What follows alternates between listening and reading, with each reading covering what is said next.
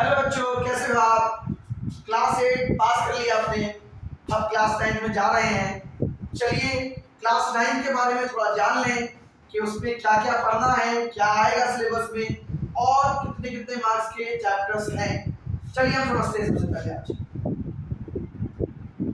तो देखिए, सबसे पहले सिलेबस क्या होगा वो समझना है हमें। टॉपिक्स उसमें क्या डिलीट हो चुके हैं जो हमारे काम के नहीं है, वो हमें अभी कोशिश करना है कि अवॉइड करना है। जब आगे काम आएंगे तो उसका देख लेंगे उस हिसाब से। उसके बाद हर चैप्टर का वेटेज कितना है, चलिए समझते हैं इसके बारे में थोड़ा सा। सबसे पहले नंबर सिस्टम। नंबर सिस्टम आपका एक ऐसा चैप्टर है जो क्लास 9 में भी है, रिलेटेड 10th में भी है और आगे भी काम आएगा। इसलिए इसका वेटेज करीब करीब 10 मार्क्स का है, जो कि काफी ज्यादा है। ठीक है, उसके बाद हम देखेंगे अलजेब्रा। अलजेब्रा का वेटेज 20 मार्क्स का है, क्योंकि इससे रिलेटेड काफी चीजें आपको पढ़नी पड़ेगी क्लास 9 की। फिर कोऑर्डिनेट ज्योमेट्री, हालांकि इसका वेटेज कम है लेकिन ये थोड़ा इंपॉर्टेंट टॉपिक है, क्योंकि ये हर चीज का बेसिक कॉन्सेप्ट होता है एक तरह से। ठीक है, ज्योमेट्री क्लास 9 में ज्यादा है, इसलिए इसका वेटेज भी सबसे ज्यादा है। 10th वगैरह में इसका रिलेटेड ज्यादा चीजें नहीं है एज कंपेयर टू 9th में ज्यादा पढ़ना पड़ेगा।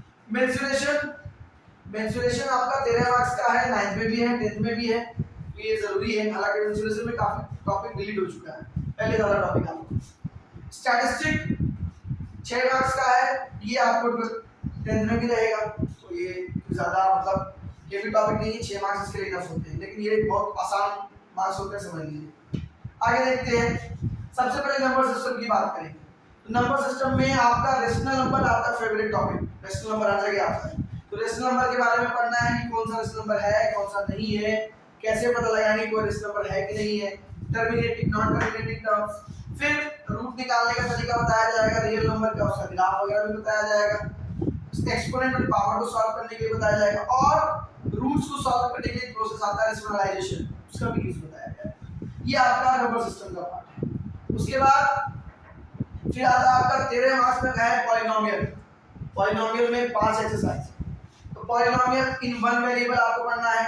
उसके बाद types of a polynomial based on terms and degree, degree और उसके बारे में समझाएंगे क्लास में, आएंगे पढ़ाने के लिए आपको, उसके बारे में डिटेल समझाएंगे। ठीक है, उसके बाद उसके रिमाइंडर थ्योरम कैसे हमको डिवाइड करना है, निकालना है। क्लास 8 में आपने थोड़ा थोड़ा पढ़ा है रिमाइंडर थ्योरम क्या होता है, 9th में डिटेल पढ़ेंगे इसके बारे में। फिर फैक्टर थ्योरम्स वगैरह के बारे में। फिर ये इंपॉर्टेंट टॉपिक है, जीरोस निकालना, ये क्लास 9 में आएगा, इसमें इससे ज्यादा चीजें हैं, इसको थोड़ा सा अच्छे से पढ़ना पड़ेगा ना, बिल्कुल पढ़ना है।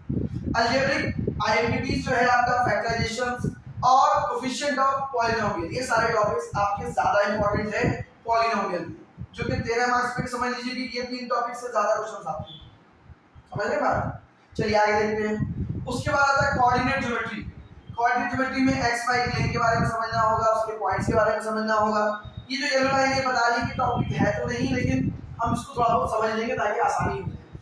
ठीक है, उसके बाद आता है linear equation in two variables. Linear equation in two variables जो है एक्चुअली में क्लास 9 में सिर्फ इसका ग्राफ है, 10th में आपको डिटेल पढ़ना है, 10th में इसके मतलब जो क्वेश्चंस होंगे वो बनाने पड़ेंगे। 9th में ग्राफ है, ग्राफ के बारे में हम समझेंगे। क्लास 8 में आपने वन वेरिएबल पढ़ा था, वो वहां पर न्यूमेरिकल था, यहाँ पर आपको ग्राफ समझना पड़ेगा। ठीक है, आगे देखिए।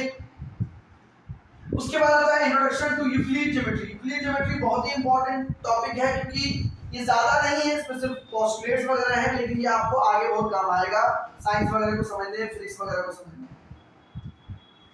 और देखिए lines and angles, lines and angle जो है ये 6 मार्क्स कंटेन करता है, ज्योमेट्री 27 मार्क्स की थी, आपको बताया ही था। तो ये चैप्टर आपका lines and angle 6 marks contain कर रहा है।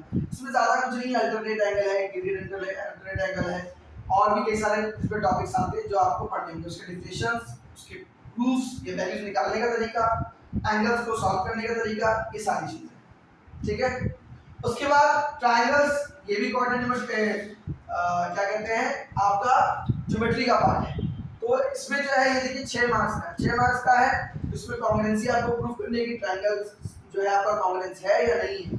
कॉन्ग्रुएंस क्या मतलब होता है, मतलब बराबर है या नहीं, ये आप क्लास में समझेंगे। उसके लिए कई सारे रूल्स हैं आपके, ये सारे रूल्स हैं, इसको कैसे बनाना है ये रूल्स आपको डिटेल में क्लास में समझाएंगे।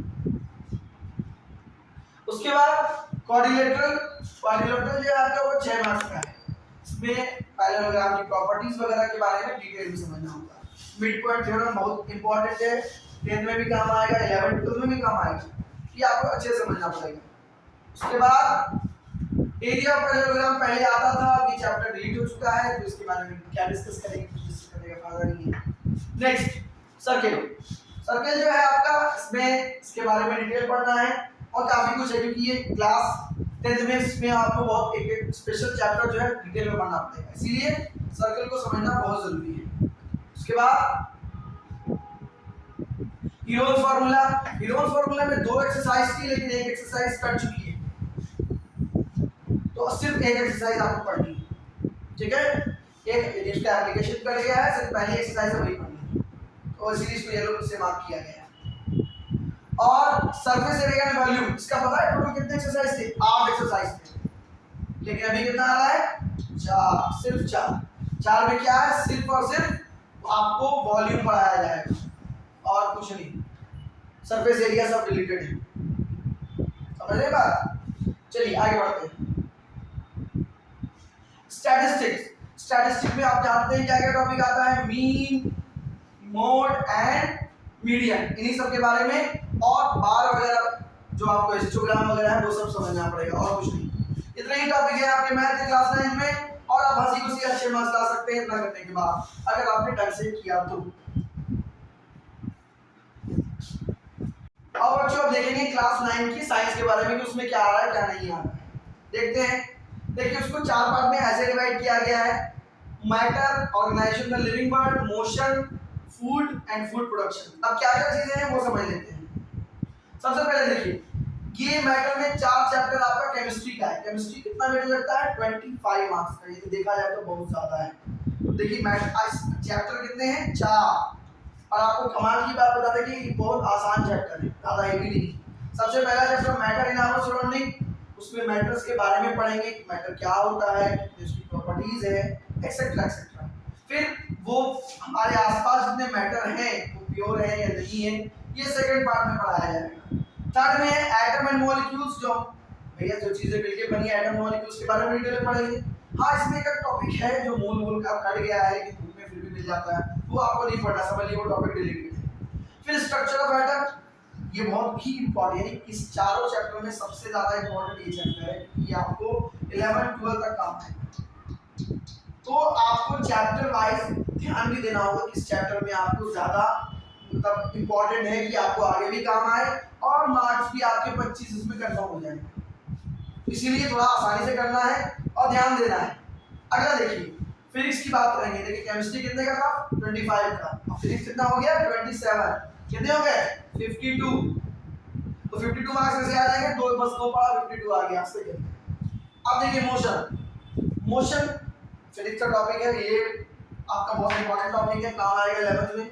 लेकिन जो आप 9th में पढ़ रहे हैं मोस्टली टॉपिक आपको 11th में मिल जाएंगे, इसलिए 9th बहुत इंपॉर्टेंट है, अच्छे से पढ़ना है, इसलिए 9th में आपको फोकस ज्यादा करना पड़ेगा। फिर force and Newton's law, gravitation, earth कैसे घूम रही है, टहल रही है, जो भी कर रही है वो कैसे ग्रेविटेशन पढ़ना है। फिर वर्क, एनर्जी एंड पावर, जो वर्क हम करते हैं, जो पावर लगाते हैं, उसके लिए ये चैप्टर आपके लिए बहुत इंपॉर्टेंट है। और जो मैं इतना बोल रहा हूँ उसमें क्या निकल रहा है, साउंड, वो आपका लास्ट टॉपिक है, ये आपको पढ़ना है इसमें जाके, ठीक है। अब उसके बाद आता है बायोलॉजी, जो हमारा लाइफ साइंस, आप इसको जान लीजिए, जो हमारे बारे में बताएगा कि हमारे अंदर क्या है भैया, बेसिक यूनिट ऑफ लाइफ, यानी कि सेल से बॉडी बनी है ना, पढ़े क्लास 8 में चैप्टर था आपका सेल। उसके बाद अब सेल को जब मिला देंगे तो क्या बनता है, टिश्यू, ये आपका सेकंड चैप्टर। देखिए 22 नंबर का है, बहुत कम इसमें दिमाग लगाना है। फिर एक चैप्टर आपका लास्ट टॉपिक है फूड प्रोडक्शन, उसका 6 ही मार्क्स है, यानी कि सारा मार्क्स ये दोनों ले रहा है कितना, यानी 3 चैप्टर आपके 22 नंबर के फ्री है। अगर आपने ढंग से पढ़ लिया 10 पे कर लिया, 80 ला सकते हैं ना, जोड़ा क्या 80 आ जाएंगे, नहीं आएंगे, अरे 52 + 22 80 कहाँ से हो जाएगा, कौन जोड़ रहा है, 74, और 6 मार्क्स इधर उधर बीच में घुसा देते हैं हम लोग, लेकिन ये वेटेज लगभग इतना ही होता है, ठीक है बच्चों, समझ में आ गई बात, चलिए अच्छी बात है।